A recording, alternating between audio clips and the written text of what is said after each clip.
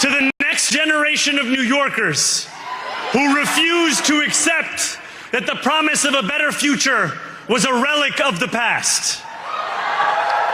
A few moments later. It is no surprise that Mayor Adams is using his final weeks and months to cement a legacy of dysfunction and inconsistency. If I were the incoming mayor and looking at the victories we had around housing, around public safety, around transportation, around economic recovery, around taking care of our young people, if it's not broke, don't try to fix it.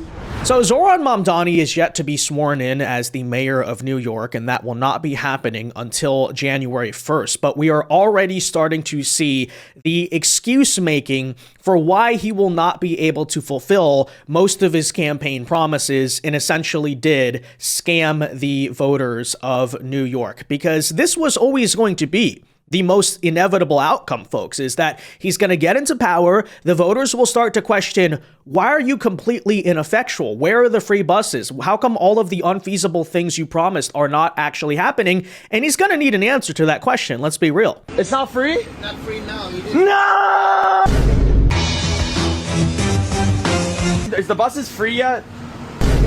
No.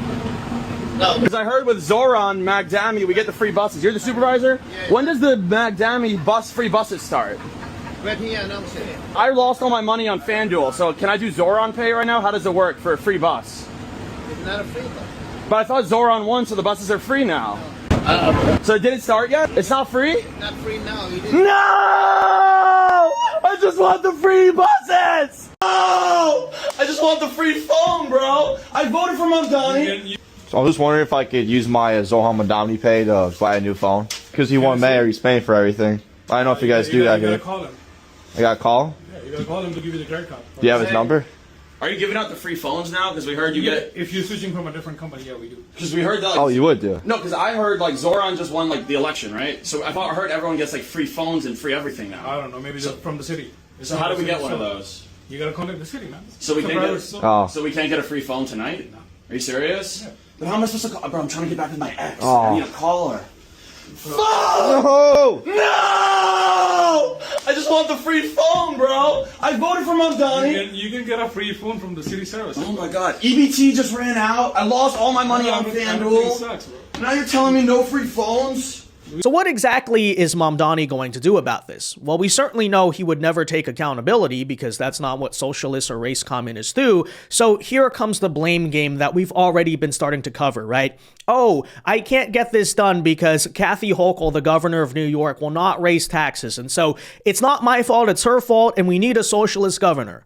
And then after that happens, they're going to say, well, we still can't get it done because President Trump is not giving federal funding to New York, so we need a socialist president as well. And as I basically explained, right, Mamdani was the far left's little Trojan horse to try to get the wider revolution started in New York and even federal politics. And we'll see how well that ends up for them. But again, that's already what you're starting to see. Oh, that wasn't real socialism. Oh, it failed because it was sabotage, right? That's the same argument they make about Cuba and Venezuela. Well, if the capitalist United States didn't put a trade embargo, then the socialism would have worked. It's like, oh, you mean to tell me that you need capitalism to fund your socialist utopias? It's really strange and confusing. But that said, the subject of today's story even includes the incumbent mayor, Eric Adams, who Mamdani is already beginning to blame for allegedly sabotaging his affordable housing agenda. To which I say again, yeah, Mamdani, get the excuses in now, right? It's everyone else's fault. But apparently this beef within the transitional office of the mayorship is already coming as Eric Adams is pulling a plan to essentially tear down a public park and a garden to build affordable housing in the name of environmentalism. And Mamdani is responding by saying that he's intentionally trying to sabotage me. To which I say to Mamdani, I mean, what's the issue? Aren't you guys leftists? Aren't you a socialist? Oh, let's not build affordable housing to protect the birds and the flowers. That's environmentalism, Mamdani.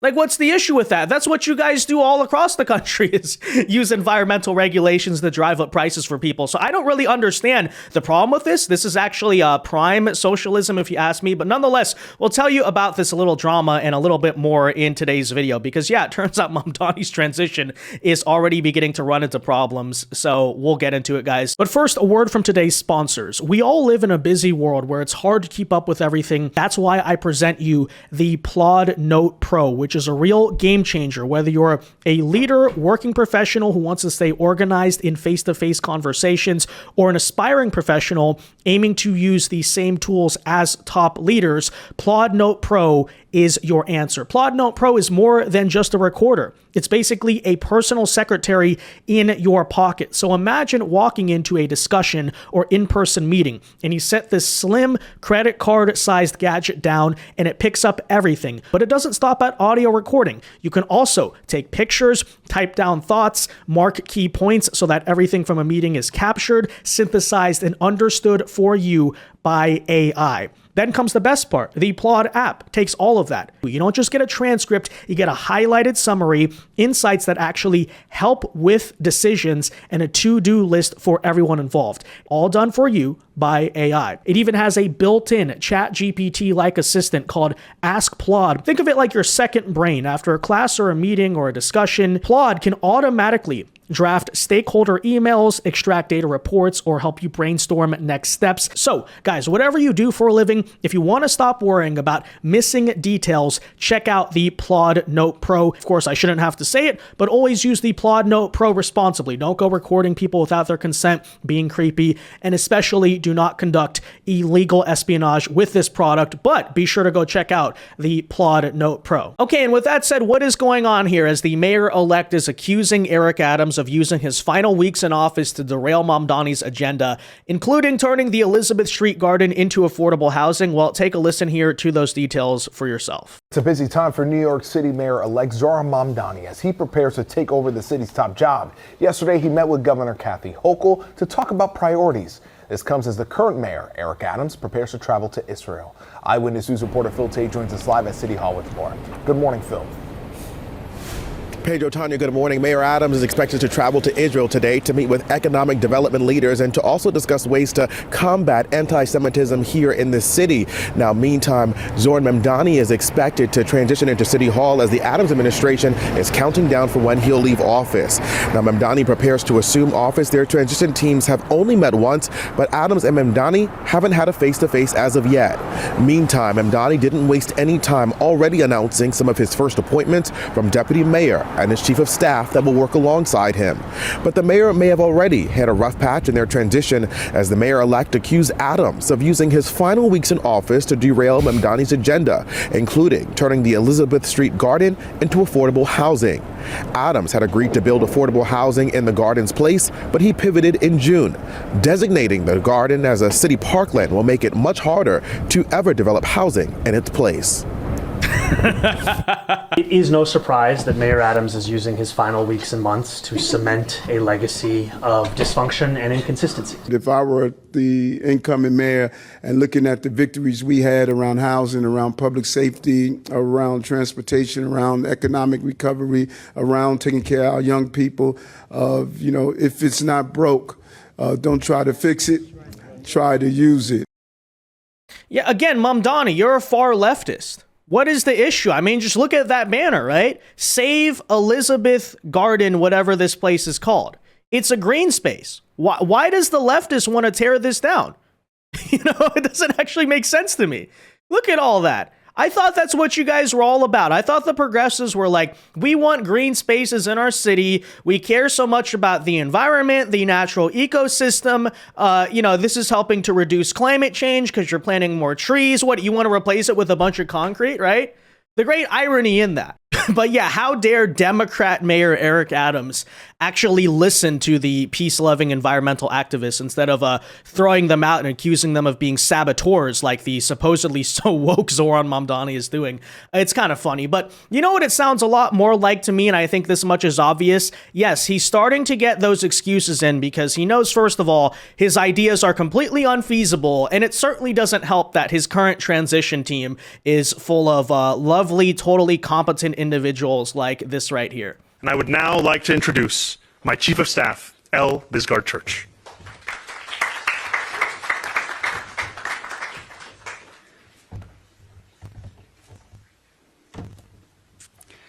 Thank you, Mr. Mayor-elect.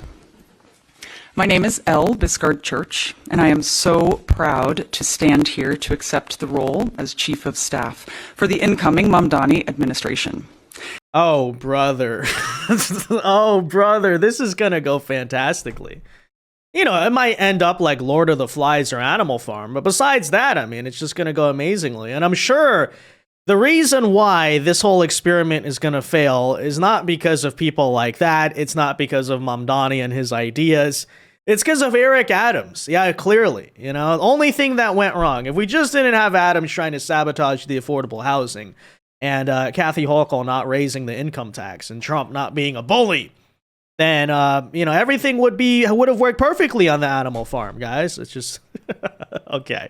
But that said, I would like to highlight some other interesting aspects of the current transition, because apparently, according to Trump, right now, guys, Mamdani is now trying to meet with him, right? So after running this long campaign of how, oh, we're going to stand up to Trump, we're going to fight, you know, total intolerance, I'm a far leftist, the Democrat Party has completely, you know, dropped the ball with its Trump derangement syndrome. Apparently now Mamdani's begging to meet. It's like kind of strange. I don't know. Let's take a listen to those details and then I'll tell you what I think. President Trump says he will meet with Mamdani. Let's listen in his own words. The mayor of New York, I will say, would like to meet with us and we'll work something out. But he would like to come to Washington and meet, and we'll work something out. We want to see everything work out well for New York. So, what do you think? No, the president's right. He'll meet with anyone. That's one of the things about him. He'll hear the proposal, but the idea that the president is going to somehow be welcoming of the policies that goes against everything that he believes in, I don't think that's going to happen. So we'll see how the meeting works. Hopefully they can work together. But if New York think they're going to be able to live in isolation without the federal government when this city is already in debt, I don't think that's I think it's really interesting, though, because there was a lot of Republicans who were saying Trump will campaign against all his policies and the failures of them for years to come. There's also the fact that President Trump was born and raised in New York and cares deeply about this city. So to have him meet with the mayor-elect would, be a natural next step. Maybe he can prevent total disaster. Contrast that with Joe Biden, who wouldn't even meet with Eric Adams. Right. Well, a fellow Democrat, because he came out and said the illegal immigrants coming into our city is bankrupting us, costing us billions. We want reimbursements. We stopped meeting with him.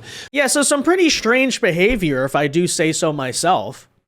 Because after already blaming Eric Adams for his looming political failure and making a bunch of excuses around that, and the ongoing tension and Cold War with Governor Kathy Hochul over raising the taxes, funding the free buses, funding childcare, etc., suddenly Mamdani wants to meet with Trump.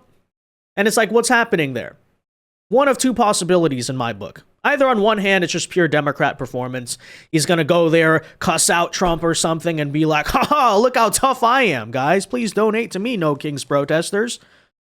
But the other possibility could be he's actually there to grovel, right? He's going to go behind closed doors, kiss the ring, and essentially beg for money because he's like, Kathy's not giving me money. Eric Adams is sabotaging me. Please, Donald Trump, okay, help me pay for the free buses, which I'm not necessarily sure Trump is going to bite on, but nonetheless, it is a pretty funny and hysterical and chaotic situation, to say the least, right now in New York. I wonder why, by the way. I mean, with a stunning transition team like this right here, how could Mamdani possibly have any concern? I mean, all three of these individuals, plus the chief of staff, they clearly know so much about what they're doing, They've definitely run way more in their life than simply a human resources office at a small corporation or something. Totally primed to run the biggest city in America, 100%. But anyways, last little battle I want to bring you is apparently over the NYPD police commissioner, Jessica Tisch. Some of you might know this has been like an ongoing battle with Mamdani, essentially for Hakeem Jeffries, for Kathy Hochul, for all of the establishment Democrats to endorse Mamdani in the campaign trail. They forced Mamdani to promise that he would keep the existing current NYPD commissioner. Mamdani basically caved and gave into that promise and said, okay, fine, I'm not going to be the radical pro-crime crazy mayor. I'm not going to make New York City even more dangerous. And yet now they're running into some problems because Jessica Tisch has not actually formally committed to staying on as the police commissioner. So take a listen. Keep Jessica Tisch, one of the most popular police commissioners in the country. She has not made up her mind yet. Yeah, he said he wants her to stay. Let's watch. I do want her to stay, and I made that commitment during the election. That's something that I continue to believe. Will she stay in that office? I continue to be confident in my decision. She has said more than once that the officers, she wants more of them, and you don't have that in your positions yet. I think that the number of officers that we have is the right amount. I think the better question, frankly, that is often lost in our politics is how do we keep those officers on the force? Yeah, but we have a shortage of officers right now. About 5,000. Yeah, so we still need more. Number two is, okay, you want her to stay, but under what policies? If it's under her current reign, which she's gotten crime down, then that's okay. But if you're going to reimagine the criminal justice system under her, it's not congruent with what she believes. I mean, you just have to kind of like rewind in your mind where he was just a couple years ago. I believe it was 2022 when Mamdani, called for defunding the police, and he apologized later on. I think people need to decide on their own what that means, but this is going to be obviously a really important decision for the city. Number one, she's got to say, these are my demands. I got to continue to staff the academies. Number two is do not get that private independent counsel to decide what's going to be disciplined when it comes to cops. Number three, the whole social worker go to domestic disputes will not fly. And I think this is the time. These are my demands. If you don't want them, I'm out. I could make a ton of money in the private sector now, and my security is like the hottest thing right now in the country. So I don't need it. You said you're going to see many people from the Adams administration stay, including the police commissioner. Did you mean that? Did you misspeak? Or do you know that she's going to stay? No, I don't make the determination on who is going to be part of the next mayor's administration. He stated at his debate that he was open to keeping the police commissioner, so I'm not misspeaking. He spoke, and that was what he stated. So if he makes that determination, it's a smart move. But mayors pick their team and their staff to execute their policies, and he'll make the determination who he wants on his team. But I believe a lot of my team members will still be there because they have the experience. So are you saying that you think the commissioner's going to stay? Brother, I don't know how many times I can say the same thing over and over again. You're saying that he wants her to stay. I'm asking. Ask Zohran that question. I'm no longer the mayor on the 31st. You keep asking me the same question. You do that often when I'm on your show. Well, I'm asking you the question that you ask Zohran. You said he wants her to stay. Yeah, okay, first of all, Mamdani, you absolute genius. If NYPD officers are leaving the force, then you have to replace them if you're caring about the retention crisis. Like, you have to bring on more police officers. You understand that? The current level, the current number of NYPD officers is too low because of the fact that ever since 2020, exactly as you mentioned, a bunch of them left the force. So in order to restore, you're going to have to hire more police officers. Right? So it doesn't even make any sense. But of course, what he's really trying to say in a very coded way is he wants to defund the police, right? You know, that movement originally was about cutting the funding directly. They figured out, oh, well, if we just create a policing situation so bad that a bunch of police officers want to quit, then de facto we did it. And that's the reality of what actually happened in most major cities since 2020. So to make no mistake, right? Democrats absolutely did, quote unquote, defund the police. It might have not been in the traditional sense they were expecting. It had the same effect. That's exactly what Mamdani wants to continue. Except the problem is Jessica Tisch, this NYPD commissioner. I don't even know a lot about her, to be honest. But one thing she does want to do is hire more police officers, which they clearly need. Andrew Cuomo said he wanted to do that. Eric Adams said that. Curtis Lewa said that. Mamdani was the only one who said no new police officers. But of course, here's going to be the issue, is that he claims he wants to keep Jessica Tisch on as the police commissioner. But as they pointed out there, the ideology and the viewpoint of the two people is completely inconsistent. So in the end, someone's going to get scammed. Either the establishment Democrats who endorse Mamdani thinking, oh, you know, he's going to keep Jessica Tisch, everything's going to be fine, like Hochul, like Hakeem Jeffries, etc., are going to be absolutely screwed over when Jessica Tisch just decides she doesn't want to work for Mamdani, or Mamdani's going to give in to the demands in order to keep Jessica Tisch on the force in order to appease the Democrats who gave him that endorsement, and in the process, screw over the BLM activists. Like, there's no outcome of this policing situation where someone doesn't get scammed. I have a strong feeling, honestly. I think it's going to be the case that Mamdani sticks to his roots and ends up handing over the city to BLM even more, and it's going to be just a crime-ridden nightmare, but we'll find out what happens on that front. But anyways, guys, there you essentially have it. Just a brief update on Mamdani's little mayoral transition. Again, just to recap. So he's blaming Eric Adams for the failures. He promised he was going to keep Jessica Tisch. Now that's looking like it probably won't be able to happen. He wants to meet with Trump to desperately grovel or something like that. And his team is just full of rock stars, as you can tell. I mean, just so amazing, guys. But anyways, that said, let me know your thoughts in the comment section down below. Be sure to leave a like on this video, subscribe to the channel if you are new. And until next time, God bless and peace.